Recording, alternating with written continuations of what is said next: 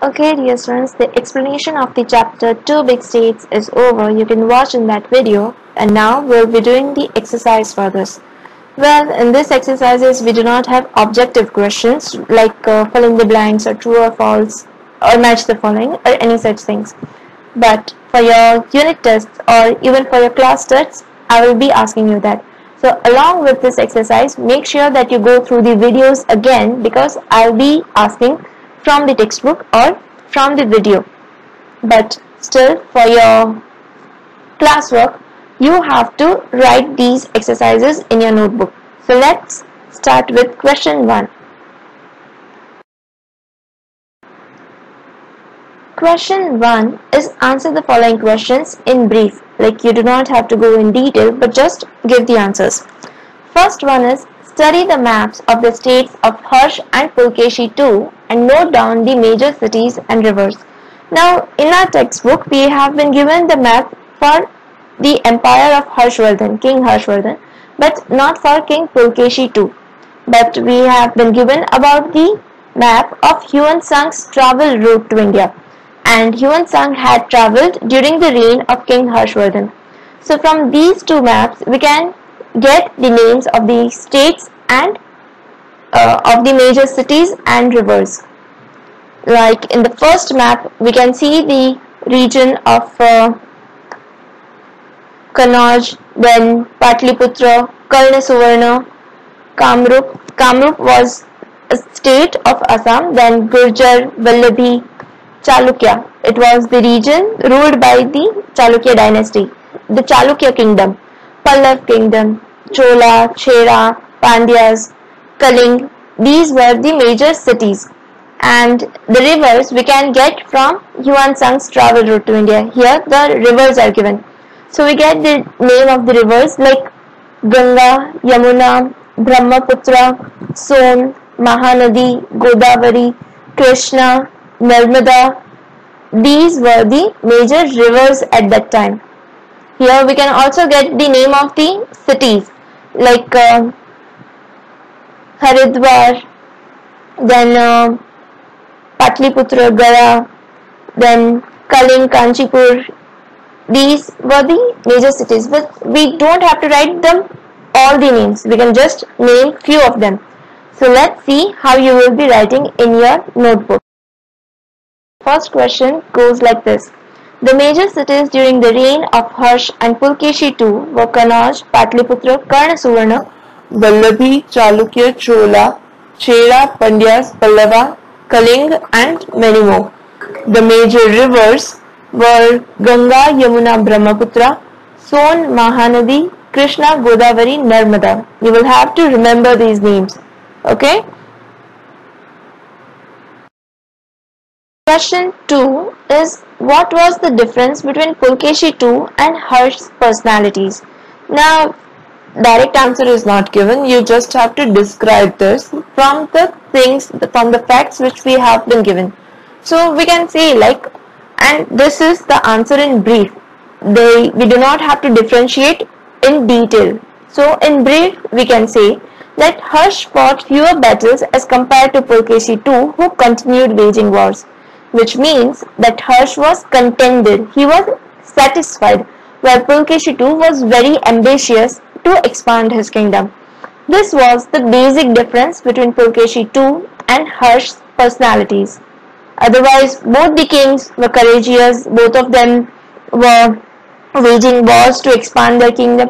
Both of them did something, had interest in arts and like Harsh had interest in literature while Pulkeshi had interest in arts. So both of them were good in way, but the basic difference was this. Question 3. Why did Yuan Sang carry books, relics and statues back with him to China? Relics are the parts of antiques. So the answer can be Yuan Sang had studied Buddhism at Nalanda for 5 years and also attended 6th Buddhist religious congregation at Prayag.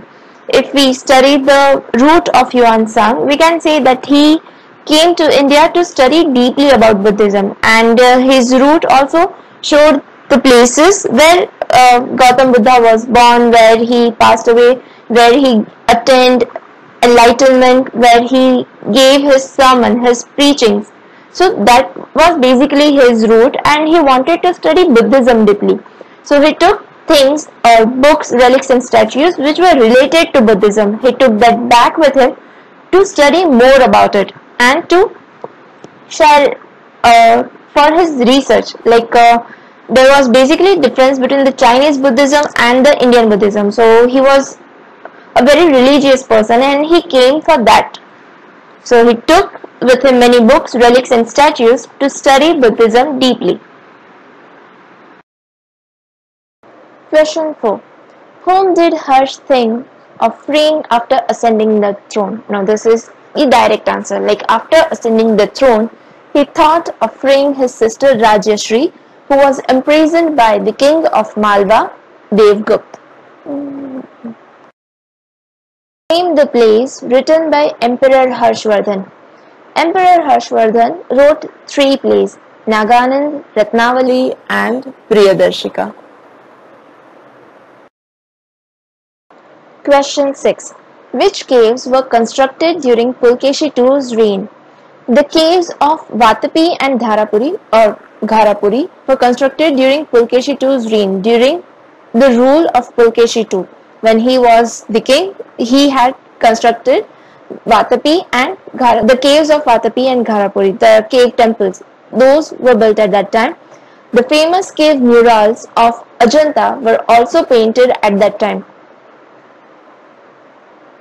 The caves were actually made during the Gupta age, but the murals were done during Pulkeshi II's reign. Discuss. Why was Harsh not able to defeat Pulkeshi II? Harsh was also a brave king who had 7 victorious years, and that way he made Kannauj a big state of North India. But why he cannot defeat Pulkeshi II?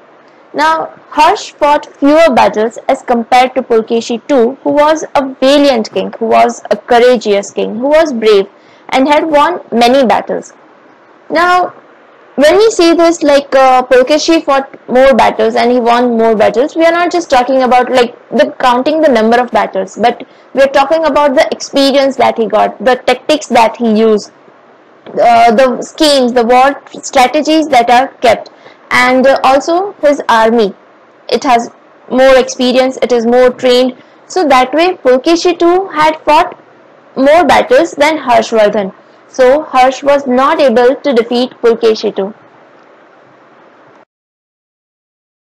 Who was a better king, Harshvardhan or Pulkeshi II? Give reasons. Now students, you can have different answer and you can give more reasons as well, but I think all of you will agree to this, that Emperor Harshvardhan was a better king than Pulkeshi II because he was courageous, religious and generous and knew the importance of knowledge and literature. How can we see that he was courageous? That he fought battles and he won them. Religious because he created various mutts and vihars for Buddhist religion, and he also started the 5-yearly Buddhist religious congregation at Prayag. And generous, even that description has been given, that he used to empty his entire treasury for donation, and sometimes also his ornaments which he has been wearing, he will give them away. And about knowledge and literature, the working of Nalanda University, how he had allotted 100 villages revenue to Nalanda University, that showed that he knew the importance of knowledge and literature. He built a lot for public welfare and was deeply indulged in his responsibilities. When we say about public welfare, he created rest houses, wells, step wells, lakes, mutt, vihars. All these things were constructed for public. And about his responsibilities in administration, how his day was divided into 3 parts, one for religion, one for administration, and that way for his duties. And he also had appointed ministers to help him in administration. On the other hand, now that was about Harshvardhan. Now about Pulkeshi II. Pulkeshi II was a great warrior and a lover of arts. We know about this, about how he expanded the rule of Chalukya dynasty, how he was victorious in the wars and was also a lover of arts. He constructed the caves of Vatapi and Gharapuri, and he also made the murals. He also got that painted of Ajanta caves, but he had not carried out any works of state administration or public welfare as Harsh did. Now that difference is clearly seen, and that makes Harshvardhan a better emperor. Why was there war between Harsh and Pulkeshi too? Why did they not wage war again? Harsh and Pulkeshi too both were valiant kings who were having victories in war and expanding their kingdom. Valiant means they were brave, they were courageous. Both of them were like that, and they were expanding their kingdom. So Harshvardhan wanted to conquer South India, so they had a great battle near river Narmada in which Harshvardhan lost. Both the kings were doing the task of expanding their kingdom, and they were good at it, they were winning. So when Harshvardhan wanted to conquer a part of South India, I mean that is the beginning. If one region is conquered, that way he can start expanding. So they had a fort near river Narmada, but after that great battle, Harshvardhan lost. After that, they never waged war again, because Narmada became the boundary for Harshvardhan's state, and Pulkeshi too continued expanding his empire in South India. Now, when we have one big ruler, he can continuously expand his kingdom. But when there are two big rulers, it's like if they go on fighting, both of their resources will be lost, lives will be lost, and ultimately, no doubt, whoever wins, but even that person, even that king would have lost a big part of his treasury, a big part of his life, of the life of the general public.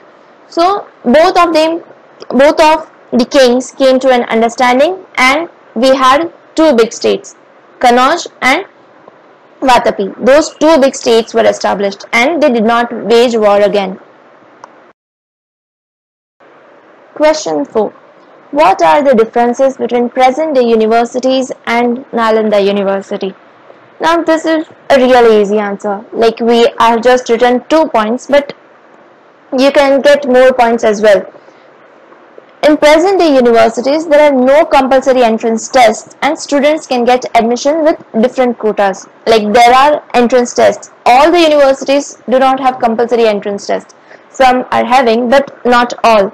And even if you cannot pass the entrance test, you can get admission in the university by giving huge fees away as donation, or by getting some concession in marks based on your caste, or if you have some kind of NRI quota, or there is management quota. So this way you can get admission in present day universities.